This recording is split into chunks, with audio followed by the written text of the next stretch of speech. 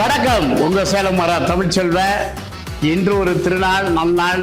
இன்னைக்கு நம்ம கோபிச்செட்டிப்பாளையத்துல நம்மளுடைய கொங்கு தமிழ் கொஞ்சி விளையாடும் இந்த இடத்துல, இந்த ஊர்ல பசுமை நிறைந்த இந்த மண்ணில் நம்ம சேலாராரை தடம் படிச்சிருக்கிறோம். அந்த தடம் படிக்க காரணமாக இருந்த எங்கள் அன்பு அண்ணன் தமிழ்வாணன் அவர்கள், தனுஷு, லோகேஷ், இளைய தலைமுறை. நான் சொல்லுவேன், உற்சாகத்தின் உற்சாகம் தேசத்தின் வளர்ச்சி, இளைஞர்களின் தன்னம்பிக்கையை நம்ம தான் சொல்லுவோம். அந்த இளைஞர்களுக்கு கையில் இந்த சேலாரார் வந்து கோபிச்செட்டிப்பாளையத்தில் அடைஞ்சிருக்குது.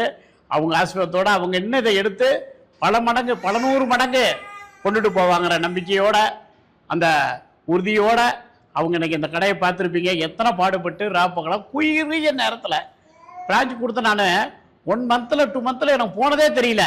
அவ்வளோ அழகான ஒரு பாத்ரூம் வசதியோட, கிச்சன் வசதியோட அழகாக பண்ணியிருக்காங்க. வெளியில் பார்சல் கவுண்டர் பிரம்மாண்டமாக கொடுத்துருக்குறாங்க. இந்த காலத்து இளைஞர்களை நம்ம சாதாரணமாக நினச்சிடக்கூடாது, ஒரு மாற்றத்தை கொடுத்துருக்குறாங்க. எனக்கு நான் தள்ளுவண்டியில் ஆரம்பித்த இந்த நிறுவனம் இன்னைக்கு உலகளவில் குவைத்திலேருந்து, யாழ்ப்பாணத்துலேருந்து, சிங்கப்பூர், நமக்கு அமெரிக்கா டெக்சாஸ் நகரத்துலேருந்து உலகளவில் போயிருக்கிறோம். அடுத்து கலிஃபோர்னியாவில் புக்காயிருக்கு, திறப்போல வெளியில் அமெரிக்கா ஃபுல்லாக வருது. இந்த நல்ல நாளில் இதை தெரிவிச்சிருக்கிறதுல மகிழ்ச்சி அடைகிறேன். அதுக்கு உறுதுணையாக இருந்திருந்த மீண்டும் லோகேஷுக்கும் தனுஷுக்கும் அன்பண்ணன் தமிழ்நாடு அவர்களுக்கும் நம்ம சேலமாளார் அன்பு தொழிலாளர் சார்பாக, தமிழக மக்கள் சார்பாக உங்கள் ஆசீர்வாதத்தோடு அவர்களை வாழ்த்துக்களை தெரிவித்துக் கொள்வோம்.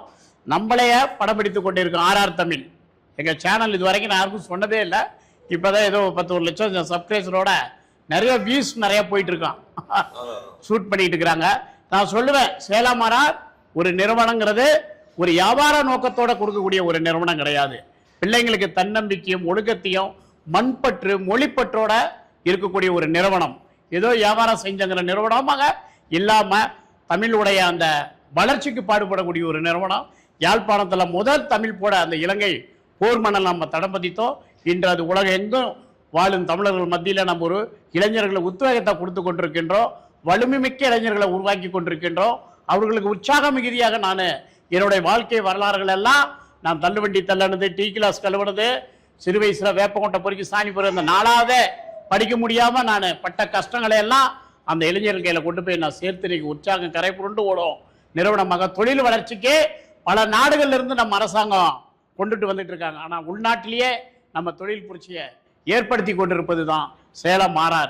இன்னைக்கு கிட்டத்தட்ட உலகெங்க நம்ம சேலம் RR 5000க்கும் மேற்பட்ட தொழிலாளரோட நூற்றுக்கணக்கான கிளைகளை நோக்கி பயணித்துக் கொண்டிருக்கின்ற அந்த நிறுவனம் உலகெங்கும் ஒரு தன்னம்பிக்கையோட இளைஞர்கள் இருக்குது என்று நினைக்கும் போது, இது ஒரு வியாபாரத்துக்கானதல்ல.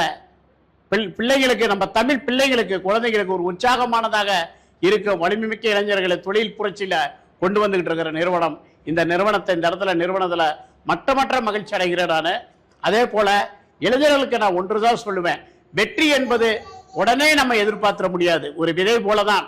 ஒரு விதையை ஊனினால் அது எவ்வளவு நாள் மரமாக, காயாக, கனியாக ஆகும் என்று தெரிந்திருக்கும். அது போல இன்றைக்கு ஊனுகின்ற விதை நாளைக்கு உங்க தலைமுறை உங்களுக்கும் எடுத்து செல்லும். அந்த கால பொறுமையும் வேண்டும். அதே போல வாடிக்கையாளர்களை, வேற யாரும் இல்லை, வாடிக்கையாளர் நம்ம கஸ்டமருங்கிறது நம்ம தமிழ் மண்ணில் பிறந்த நம்ம உறவுகள் தான் அந்த வாடிக்கையாளர்கள். அவங்களையும் நம்மளையும் பிரிச்சே பார்க்கக்கூடாது. நான் நிறுவனம் நடத்தக்கூடிய அன்பு பிள்ளைகளுக்கு அதான் சொல்லுவேன், நம்ம வேற அவங்க வேற இல்லை. நம்ம தூய்மை தான். நம்ம வயிற்ற கூட பட்டினி போட்டுக்கலாம், ஆனால் அவங்களுக்கு நிறைவாக செய்யணுங்கிறது தான் என் அன்பு வேண்டுகோள் குழந்தைகளுக்கு சொல்லுவேன். அப்படி செய்யும் பட்சத்தில் உங்களுக்கு எந்த நஷ்டமும் ஏற்படாமல் ஆண்டவனுடைய பார்வையில் நீங்கள் இருப்பீங்க. நமக்கு நஷ்டமும் நினச்சிடாதீங்க. யாரோ நம்மளை எது வேணாலும் பேசலாம், செய்யலாம். அதெல்லாம் அறியாமை. அறிஞ்சவன் பேச மாட்டான். நம்ம அறிவுள்ளவனா நம்ம அறியாதவன் பேசுறதையும் மன்னித்து போகணும், சைப்புத்தன்மையோட. நம்ம தான் அறிவாளி. யார் மன்னிக்கிற தன்மையிலும் சைப்புத்தன்மையோட இருக்கிறோமோ அவங்க தான் அறிவாளி. பேசுகிறவங்களை பற்றி கவலை வேண்டாம். இந்த நாக்கு உண்மையை பேசு, நல்லது செய்யணும் ஆண்டவன் கொடுத்துருக்கான். அதில் தப்பான வார்த்தைகளை உச்சரிக்கிறவர்களுக்கு நம்ம செவி சாய்க்க வேண்டிய அவசியம் இல்லை. அது அவர்களுக்கு தான் லாஸு. அதே போல் நம்ம ஒரு முயற்சி எடுக்கிறோம் என்றால், நம்ம ஒரு சின்ன தடங்களை நம்ம எல்லாமே சரியாக செஞ்சுருப்போம். நாளைக்கு ஒரு நிகழ்ச்சி இருக்குதுன்னா நம்ம ரெடியாக இருப்போம். மற்ற நிகழ்ச்சியெல்லாம் ஒதுக்கி வச்சுருப்போம். இதுதான்ப்பா முக்கியம்னு நம்மளால் ஈடுபடுத்தி இருப்போம், தயாராக இருப்போம், நேரத்தில் எழுதி வச்சுப்போம். நம்ம எதிர்முனையில் இருக்கிற கார் டிரைவர்லேருந்து எல்லாரையும் தயார் பண்ணியிருப்போம். நிகழ்ச்சிக்கு கிளம்ப நம்ம கிளம்பியிருப்போம். கிளம்பும் போது ஒரு வண்டி பஞ்சராகி போச்சுன்னா அது நம்ம தப்பு இல்லை. தோல்வி நம்ம வருத்தப்பட வேண்டியதே கிடையாது. நம்ம மேலே நம்ம சரியாக தான் செயல்பட்டோம். அது இயற்கை. இயற்கையினுடைய தடங்களுக்கு நம்ம வரவே முடியாது. களத்தில் நெல்லு காயுது, மழை பொழிந்து விட்டது, நம்ம சரியாக தான் பண்ணணும். இயற்கை பொழிந்து விட்டது, நம்ம வருத்தப்பட வேண்டியதில்லை. தோல்வியில எல்லாம் நம்ம காரணமே கிடையாது. நீ சரியா இருந்து ஒரு தோல்வி ஏற்பட்டால் அதற்கு நம்ம காரணமாக எடுத்துக்கொண்டு நம்மளை தோண்டு போற இடத்துக்கு மனசை இடம் கொடுக்கவே வேண்டியதில்லை. மீண்டும் முயற்சி செய்து நம்ம அந்த தொழிலை புரட்சியை நம்ம ஏற்படுத்துவது மனதை உறுதியாக வைத்துக் கொள்ள வேண்டும். நம்ம சரியாக அதிகாலையில் எழுந்திருப்பது, கடைகளை கவனிப்பது, பிரிட்ஜில் இருக்கும் பொருட்களை, பழைய பொருட்கள் யூஸாக தகுந்ததா இல்லையான்னு கவனிப்பது, பிரிட்ஜிலே வைக்க முடியாத அளவுக்கு கூட நம்ம வியாபார நுணுக்கங்களை கற்றுக்கொண்டு வியாபாரம் செய்வது, பொருட்களை கண்காணிப்பது, சுவையை கண்காணிப்பது, தூய்மையை கண்காணிப்பது. முக்கியமாக பாத்ரூம்கள் தூய்மையா இருக்கா, தண்ணியெல்லாம் நல்லா போகுதா. ஏன்னா இன்னைக்கு பெண்கள் குழந்தைங்கள்லாம் இன்னைக்கு ஒரு பாத்ரூம் வசதி இருந்தால் தான் ஒரு நிறுவனம் அங்கேயே கண்டுபிடிச்சிடலாம் அது ஒரு தூய்மையான நிறுவனம்னு. ஏன்னா இந்தியா முழுவதும் அந்த பற்றாக்குறை இருக்குது, பாத்ரூம் வசதிங்கிறது இருக்கு. இங்க நல்லா பண்ணியிருக்காங்க நம்ம கோபிச்செட்டிப்பாளையத்தில். அதை கவனிப்பது, அடுத்து தொழிலாளர்களுடைய நலனை கவனிப்பது. ஏன்னா சிறு தொழிலாளிங்க அப்படிதான் இருப்பான், எல்லாமே இன்னைக்கு போதை பழக்கத்துக்கு செல்போன்லையும் முழுங்கி கிடக்குறாங்க. அவங்களெல்லாம் நம்ம தான் அரவணைத்து போய் அந்த தொழிலாளர்களை நீங்க தான் காக்கணும். அதுதான் நம்மளுடைய சிறந்த பணியா இருக்கும், அவங்களை கவனிப்பது. அடுத்து நம்ம பர்ச்சேசிங், வியாபாரத்தோடைய பொருள் கொடுக்குறவங்களையும் கண்காணிக்கணும். எதையும் நம்பிட்டு நாளைக்கு நம்பணும்னு சொல்லி நம்ம ஏமாந்து போகக்கூடாது. ஒவ்வொரு பில்லையும் கண்காணிங்க, ஒவ்வொரு பொருளும் தரமாட்டாங்க. ஏன்னா ஒரு ஃபர்ஸ்ட் குவாலிட்டி காட்டி ஒரு ரேட்டு சொல்லுவாங்க, அந்த ஃபர்ஸ்ட் குவாலிட்டி போட மாட்டாங்க. பட்டையா ரேட்டு அவங்க எனக்கு தெரியும் எல்லாம், அதை தான் உங்களுக்கும் சொல்லி தருவேன். அடுத்தது அது உள்ள கீழே கடைசி குவாலிட்டி போட்டு அந்த ஃபர்ஸ்ட் ரேட்டு பில்லு போட்டுருவாங்க, கண்காணிக்கணும். அதே ஒரு பில்லை நீங்கள் ரொம்ப நாள் கவனிக்கலைன்னா இன்னைக்கு 1 கிலோ போட்டவங்க 2-3 மாதம் கழிச்சு நம்ம மறந்துட்டு நினச்சி 3 கிலோன்றுவாங்க. இதெல்லாம் நான் அனுபவிச்சிருக்கிறேன். அதனால் அந்தந்த பில்லை அன்னைக்கே செட்டில்மெண்ட் பண்ணுங்க, ஞாபகப்படுத்துங்க, சேலரியை கரெக்டாக போட்டுருங்க. நல்லதோ கெட்டதோ தொழிலாளிகள் தப்பு பண்ணால் தண்டிக்காமல் காசை கொடுத்து அனுப்பிச்சி விட்ருங்க. அப்போ மற்ற தொழிலாளிகளும் அதை ஆதரிப்பாங்க. பரவாயில்ல, தப்பு பண்ணியிருந்தா கூட பணத்தை கொடுத்து அனுப்புனாங்கன்னு. ஏன்னா ஜெயிச்சோம் அவனாக இருக்கட்டும், தொழிலாளியாக இருக்கட்டும், தோத்தவன் நம்ம முதலாளியாக இருக்கிறவங்க தோத்து போனாலும் தப்பு இல்லை. இதெல்லாம் கடன் நடத்தக்கூடிய நமக்கு வேண்டுக்கூடியது. அதே போல் இன்னொன்று சொல்லுவேன், எப்போவுமே நம்மளுடைய மண் சார்ந்து, மொழி சார்ந்து, தமிழ் பற்று சார்ந்து நம்ம பிள்ளைகளும் நம்ம கஸ்டமரை வழி நடத்துங்க. தாய் தந்தையினுடைய கனவுக்காக உங்கள் வாழ்க்கை இருக்கணும். வேற யாரும் நம்மளுக்கு தாங்க போகிறதில்ல இந்த பூமியில். நமக்காக ஒருத்தர் தாங்கி இருக்காங்கன்னா நம்ம தாய் தந்தைக்கு தான், நமக்காக இருக்கிற மனைவிமார்கள் தான். தாய்க்கு அப்புறம் தாரம் நமக்கு. அந்த கனவுக்காக உழைங்க.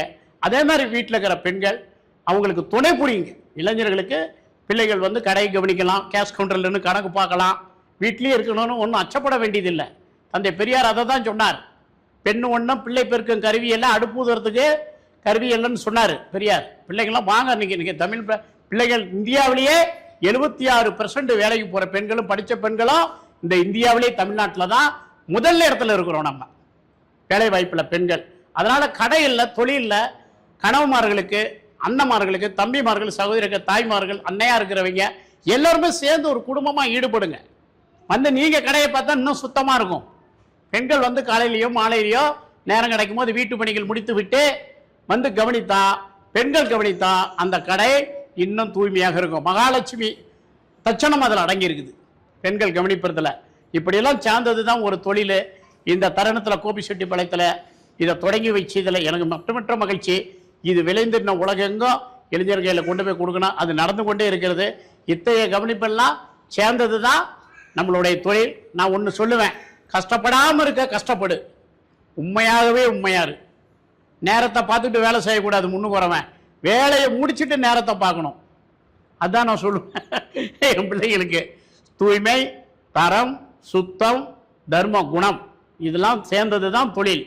தர்மத்தால் நம்ம இறந்துட்டோம்னு நினைக்காதீங்க. நம்மளுடைய ஒவ்வொரு பணியும் இறைவன் அருளால் நமக்கு அங்கே நம்ம கணக்கு அங்கே இருக்குது. இல்லை என்றால் இந்த தமிழ்ச்சொல் இன்னைக்கு உங்கள் முன்னாடி இருந்திருக்க முடியாது. எத்தனையோ என் உயிர் போயிருக்கும், எத்தனையோ முறைகளில். தண்டவாளம் கடக்கும்போது இறந்துருப்பேன், தண்டவாளத்தில் விழுந்திருக்கிறேன், தண்ணியில் விழுந்துருக்கிறேன், தூக்கம் இல்லாமல் கடந்திருக்கிறேன். எத்தனையோ உடல் வேதனைகள், வலிகள், துன்பங்கள் எல்லாம் சொல்லியிருக்கேன், உங்களுக்கு தெரியும். இந்த தருணத்தில், மகிழ்ச்சியான தருணத்தில் உழைப்பு, தூய்மையிலையும் சைப்புத்தன்மையிலையும் நம்பிக்கை வைங்க. தாய் தந்த கனவுக்காக உழைங்க. உங்கள் உடம்பையும் உள்ளத்தையும் நல்லா பார்த்துங்க. அந்த உடம்பு நீர்ச்சத்து நிறைந்தது, அதிக தண்ணி குடிக்கணும். நம்மளை மறந்து கூட தண்ணியை குடிச்சிக்கிட்டே இருக்கலாம். நல்ல நாட்டு காய்கறிகள், புடலங்காய் சாதம், நல்லா குலைய வச்சு, குக்கர் சாதம் இல்லாமல் குலைய வச்ச சாதங்களை நல்லா அருந்துங்க. பகல் நேரங்களை சீக்கிரம் சாப்பிடுங்க. என் கடை வியாபாரம் நடக்கணுக்காக நான் இரவு ஆதரிக்கிற ஆள் கிடையாது, பங்கிரமாக சொல்லுவேன். நேரத்தில் சாப்பிட்ருங்க, 7-8 மணிக்கெல்லாம் சாப்பாடை முடிச்சிருங்க. முடிச்சுட்டு உடம்ப நல்லா பார்த்துங்க. ஏன்னா இன்னைக்கு 4 துறை அதிகரித்து போச்சு இந்த நாட்டில். என்னென்ன துறை? முடி உதிராமை, கண் பார்வை, இன்னொன்று இப்போ குழந்தை இல்லாமை. இதெல்லாம் ரொம்ப அதிகரித்து போய் பல் டாக்டர் நாளுக்கு இப்போ பெரிய போர்டு, எங்கே பார்த்தாலும் பல் ஆஸ்பத்திரி, என் ஆஸ்பத்திரிக்கு வாங்க குழந்தை கிடைக்கும், இங்கே வாங்க உங்களுக்கு முடியெல்லாம் நாங்கள் சரி பண்ணி தரோம், இங்கே வாங்க கண்ணு கண்ணாடி நல்லா இருக்குன்னு. இது ஏன்? உணவு குறைபாடால. விட்டமின் சி, புரோட்டீன் எதில் இருக்குது? நல்ல சிக்கன்ல இருக்குது. பாஸ்மதி ரைஸில் சக்கரை சத்து குறைவு ஆராய்ச்சியில் சொல்லியிருக்காங்க. ஆமாம், பகல் நேரத்தில் நல்லா சாப்பிடுங்க, புரோட்டீன் எடுங்க, விட்டமின் சி எடுங்க. 90% குழந்தைகளுக்கு இன்னைக்கு புரோட்டீன் பிராபலத்தால் ஊட்டச்சத்து இல்லாமையாக இந்தியாவின் கணக்கெடுப்பில் இருக்குது. அந்த ஊட்டச்சத்து சிக்கனுடைய நெஞ்சுகரியிலையும் முட்டையிலையும் அடங்கி இருக்குது. மகிழ்ச்சியோடு தெரிவித்துக் கொள்கின்றேன். குழந்தைகளுக்கு கொடுங்க, நல்ல செரிமானம் கூட பகல் நேரத்தில் கொடுங்க. நீர்ச்சத்து உள்ள உணவுகள் எடுங்க, கீரைகள் எடுங்க, காய்கறிகள் எடுங்க, உடம்பை பார்த்துங்க. நான் அதுதான் உங்களுக்கு செய்ய முடியும். வாழ்க்கை கொடுத்த உங்களுக்கு ஒவ்வொரு ஆண்ட்ராய்டு போனையும் பொழுதுபோக்குக்காக வெறும் டான்ஸு பாட்டுன்னு பார்க்காம அதையும் பாருங்க. மற்றபடி உடல் சார்ந்த விஷயங்களையும் பார்த்து உங்கள் தொழிலுக்கு சார்ந்த விஷயங்களை கேளுங்க. இரவில் நல்ல கருத்துக்களை கேளுங்க. நல்ல தலைவர்கள், நல்ல அறிஞர்கள், நல்ல கலைஞர்கள், நல்ல சித்தர்கள்லாம் நிறைய விஷயம் நம்ம உடம்புக்காக சொல்கிறாங்க. கூர்ந்து கவனித்து உணவு முறையும் நம்ம தொழில் செய்யக்கூடிய உடம்பு நல்லா இருந்தால் தான் தொழில் பண்ண முடியும். அதுக்காக நல்லா பூண்டு, வெண்டைக்காய் இதெல்லாம் மனதை அமைதிப்படுத்தக்கூடிய உணவுகள். சின்ன வெங்காயம் நல்லா சாப்பிடுங்க. நான் கஞ்சியில் கடிச்சிக்கிட்டாருக்க பிரியாணி கடை வச்சுட்டு கஞ்சி குடிக்க சொன்னோன்னு சொல்லிடாதீங்க. பிரியாணியை மக்களுக்கு கொடுங்க, நீங்கள் கஞ்சி குடிக்க. ஆமாம், ஏன்னா சின்ன வெங்காயத்தில் அவ்வளோ ப்ரெஷர் குறைக்கக்கூடிய தன்மை இருக்குது. 2 பச்சை வெண்டைக்காயில் கோவமே வராது. இவ்வளோ பூண்டு வதக்கி 10 பூண்டு வதக்கி சாப்பிட்டா நல்லா முந்திரி பருப்பு மாதிரி இருக்கும். இதெல்லாம் நம்ம மன அமைதி ஏற்படுத்தி சுகர் சத்து இல்லாமல் நம்ம உடம்பை பார்த்துக்குவோம். இன்னும் சொல்ல போனால் கொஞ்சம் ஜீரக தண்ணி, நல்லா ஆட்டு வாட்டர், நல்லா பிளாக்ஸில் வச்சு நம்ம பெண்கள், இல்லத்தரசிகள், சகோதரிகள், பிள்ளைகளை சொல்கிறேன், மனைவிமார்களை உங்களை கவனிக்கணும். அவங்களுக்கு தான் அந்த உத்தரவு. என்ன சாப்பிடணுங்கிறது ஒரு மெனு வேணும். அது இல்லாமல் இருக்குது இந்திய கலாச்சாரத்திலேயே. ஆமாம், அதெல்லாம் எடுத்துக்கணும். நீங்கள் உடம்பை பார்த்துங்க, உள்ளத்தை பார்த்துங்க. எங்கள் சேலம் மாறா தொழிலாளர் சார்பாக மீண்டும் என் வாழ்த்துக்களை தெரிவித்து, சேலம் மாறா ஒரு தனி நிறுவனம் அல்ல, இது ஒரு குடும்ப நிறுவனம். பார்த்துருப்பீங்க எவ்வளோ பேர் நாங்கள் இருக்கிறோம்னு. ஒவ்வொரு முறையும் பத்திரிகையாளர் சந்தித்து மக்கள் நலம், உடல் நலம் தைரியமாக நாங்கள் சொல்லிக்கிட்டு இருக்கிறோம். பார்த்துக்குங்க, இது ஒரு குடும்ப நிறுவனம். இந்த குடும்ப நிறுவனத்தில் உங்களெல்லாம் உங்களில் ஒருவனாக என்னை இணைத்து தமிழ்நாடு எனக்கு தாயில்லைன்னு சின்ன வயசில் நினைச்சது உண்டு. இன்னைக்கு 6 2 எழுத்து தான் எனக்கு தாய் தந்தையே. அந்த அளவுக்கு அதைக்கெல்லாம் பெருமை சேர்த்து உங்களுக்கெல்லாம் உங்கள் பாதங்களுக்கு நன்றிகளை, உங்கள் கரங்களுக்கு அன்பு மொத்தங்களும் விட்டு, சேலமாரா தமிழ்ச்செல்வனுடைய வாழ்க்கை உங்கள் கையில், உங்கள் வாழ்க்கை உங்கள் பிள்ளைங்க கையில். நம்ம உழைப்பு என்றும் உழைக்கிற வீண் போக மாட்டான். நான் சொல்லுவேன், உழைக்கிறவன் தான் அந்த உலகத்தையே ஆளுகின்றார்கள். உழைக்கிறவங்க இருந்தால் மட்டும்தான் ஒரு அரசாங்கமே இருக்கும். உழைக்கிறவங்க இருந்தால் தான் ஒரு நாடே இருக்கும். அவர்கள் பதவியில் இருப்பதற்கு கூட காரணம் அவங்களுக்கு உழைப்பு ஒரு பிறந்தாலும், நம்ம கரெக்டாக தொழிலாளர்கள், வணிகர்கள் உழைத்தால்தான் நாட்டுக்கு டேக்ஸ் கட்டி இந்த ஆட்சியாளர்களையும் இந்த நாட்டை வழிநடத்தக்கூடிய நம்ம வணிகர்களுக்கு அரசும் மற்ற அதிகாரிகள் எங்களுக்கு துணை புரிய வேண்டும். எந்த தவறாக இருந்தாலும் நாங்கள் திருத்திக் கொள்வோம். எங்களை தண்டித்துவிடக்கூடாது.